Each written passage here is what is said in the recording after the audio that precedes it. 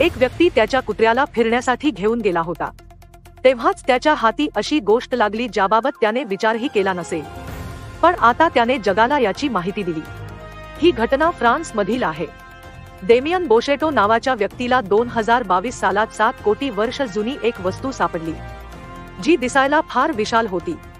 जेव्हा त्याने जाणून घेण्याचा प्रयत्न केला तेव्हा त्याला समजलं की हा डायनासॉरचा सांगाडा आहे. 25 वर्षीय बोशेटो म्हणाला की त्याला हा शोध त्याच्या घराजवळील जंगलात लागला. तो फ्रान्सच्या एका गावात राहतो. तो म्हणाला की ज्या भागात हे मला सापडलं तो भाग डायनासॉर आणि त्या काळातील जीवांचे अवशेष मिळण्यासाठी फेमस आहे. 28 वर्षापासून क्रुजी फ्रान्समधील डायनासॉरच्या अवशेषांसाठी एक सगळ्यात मोठा संग्रह म्हणून फेमस आहे. बोशेटोला आधी केवळ हाडे सापडली होती, पण नंतर पूर्ण सांगाडा सापडला. तो म्हणाला की हे सकाळी फिरत असताना झालं. मी माझ्या कुत्र्याला फिरवायला घेऊन जात होतो, तेव्हा डोंगरात एक भूस्खलन झालं आणि मला हाडे दिसली.